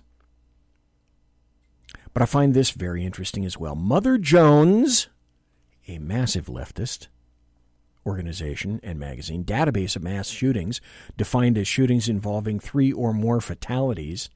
By the way, the standard is 4 or more fatalities, which has already skewed the statistics in Mother Jones' database. Just thought I'd tell you that. Shows that between 2007 and 2017, there were 495 people murdered in such events. When breaking down these shootings by the weapons involved, it is revealed that around half of those victims, 253, were murdered by a perpetrator with an assault weapon such as an AR-15. Over the same time frame, though, FBI crime reports show that there were 150,352 homicides in total, of which 103,901 involve firearms. This means that mass shootings involving assault weapons, air quotes, constitute 0.17% and 0.24% of all homicides and firearms homicides, respectively. Ruh-roh. To further illuminate the relative infrequency of mass shootings with assault weapons, consider the fact that in 2017, some 1,590 people were murdered using knives or sharp instruments. Over the last 5 years, 261 people were murdered with assault weapons in mass shootings, an average rate of 52 murders annually. At such a rate, it would take over 30 years of mass shootings with assault weapons to produce the same number of deaths as 1 year's worth of knife murders. Have you noticed, by the way, in the newspapers that knife assaults, murders, and slashings in Europe, obviously, but even here in the United States, are starting to trend upwards? Also, what that means is it would take 135 years' worth of mass shootings with assault weapons to produce the 7,032 deaths that handgun homicides did in 2017. Consequently, even a completely effective ban or buyback of weapons would have an incredibly small impact on rates of homicide and gun violence, and then there is always the probability that people intent on committing mass violence will substitute assault weapons with other available firearms or methods of destruction. Oh yeah, that's right, such as homemade explosives. We've seen that before. Gosh, like I said, like we're seeing the resulting explosion of knife crime in Europe, and now here in the United States. We are now officially in overtime. But let's see. Before we go any further, I want to remind you guys of this. Conservative media done right. You're listening to the SHR Media Network. There are theoretical reasons to doubt the effectiveness of a ban or buyback of assault weapons, but it doesn't help that real-world evidence suggests those measures fail to produce reductions in gun violence. Between 1994 and 2004, the federal government banned the manufacture, sale, and transfer of assault weapons in the large-capacity magazines. A subsequent Department of Justice study found no evidence that the ban had had any effect on gun violence and stated that, quote, should it be renewed, the ban's effects on gun violence are likely to be small at best and perhaps too small for reliable measurement. A recent study published this year in the Journal of General Internal Medicine examined state gun control policies and found no statistically significant relationship between assault weapons or large-capacity magazine bans and homicide rates. A Journal of the American Medical Association, the JAMA, study came to the same conclusion. And the Australian model, Jack knows all about this, Jack Alexander. We spoke to him last Thursday night. The Australian model, demanded by leftists here, which resulted in the confiscations of firearms in 1996, well, that doesn't work either. My last show, go to the archives and listen to Jack Alexander, who's a resident of Australia, talk about firearms confiscations in Australia, its results, and just ridiculous proscriptions. No, let's see if I get this right. Jack, I'm sure, will correct me. No air-driven spear guns, no BB guns, no pellet guns, no wrist rockets, no crossbows, no bows, and more. So, in 1996, I think this is true, Australia experienced its own mass shooting. So in response, the government implemented a mandatory buyback program that banned and confiscated certain types of firearms, including assault weapons. A 2016 JAMA study on that matter found no statistically significant change in the trend of the country's firearm homicide rate following the law's passage. The authors also noticed the decline in firearm suicides post-ban could not be clearly attributed to gun control since non-firearm suicides fell by an even greater magnitude. That article concludes, the studies, data, and examination of the available evidence by scholars suggests that assault weapons bans or buybacks will have little, if any, effect on rates of violent crime and gun violence. There seems to be no relationship between gun control measures and reductions in firearms, homicide, or suicide, and there doesn't appear to be any clear evidence they reduce mass shootings. But wait, stop right there. Isn't that the reason for the new demand in red flag laws? Assault weapons are everywhere. They're endemic. And people have to be stopped in advance. Is this an earlier version? What is this? Is this like we're looking at the movie Minority Report? There's something called the Coppell testimony, which says this is what is wanted. Petitions initiated by law enforcement, not by spurned dating partners or relationships from long ago. Ex parte hearings, only when there is proof of necessity. Proof by clear and convincing evidence which has been corroborated. Guarantees of all due process rights, including cross-examination and right to counsel. Court-appointed counsel if the respondent so wishes. A civil remedy for victims of false and malicious petitions. Safe and orderly procedures for relinquishment of firearms, strict controls on no-knock raids, storage of relinquished firearms by responsible third parties, prompt restoration of concealed carry permits for the falsely accused, prompt return of firearms upon the termination of an order, renewal of orders based on presentation of clear and convincing proof, not allowing long-time orders to be bootstrapped into lifetime federal prohibition. That's what the Coppell testimony is. Now, we know governments. We also know leftists. And trust me when I tell you that isn't what leftists want. They want it greatly, greatly, massively expanded. So if we're predicating RFLs but upon specious information and statistics that don't point to the wondrous efficacy of RFLs, red flag laws, then why are we considering the sacrifice of even more personal liberties and freedoms, demanding that, that leftists become even more intrusive into our lives and minds? It just doesn't make any sense to me. So as I said at the beginning of the show, I say no to red flag laws, knowing full well, because the past, the best predictor of future performance, or the lack thereof, is history, what you've seen in history. I say no to red flag laws because I have a brain and I can see how these things have occurred in the past. I know how leftists and Democrats they're supported ably by the American media maggots. I know, just look at what's occurring right now. I know how they intend to expand them into categories of basically repression heretofore uneven, just unimagined. Monsieur has been locked!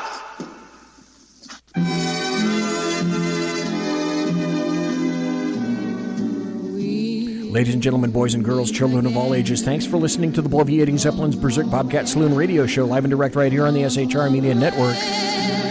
If you want to contact me, you can find me on Twitter at BZEP, at BZEP, and my blog at bloviatingzeppelin.net. Promotional consideration is by the Lockheed Martin Skunk Works, the Boeing Company, if it ain't Boeing, I ain't going, and also by Pratt & Whitney Engines Thrust. You can trust. Tiaras are by My Little Pony. Thanks to my personal KC-135 Kettle One refueling team, with whom I will be consorting in less than an hour. And thank you ever so kindly for listening live. I hope Jeff Dunitz feels better. Thanks to everybody for being in chat tonight. Thanks to everybody for listening in podcast. Thanks for the American truckers who listen to me. I appreciate each and every one of you for taking the time out of your busy day and night to come and listen. Tomorrow night, I believe it's a chat show. Thursday night, I'll be back in the saloon. Folks, God bless. Take care. Be safe. And good night.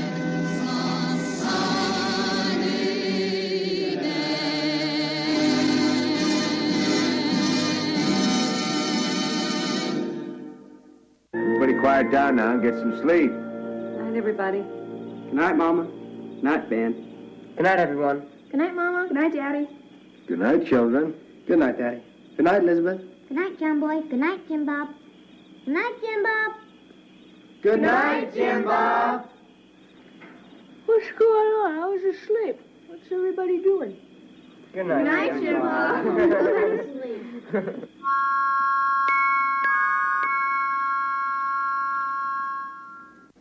Good night, and good luck.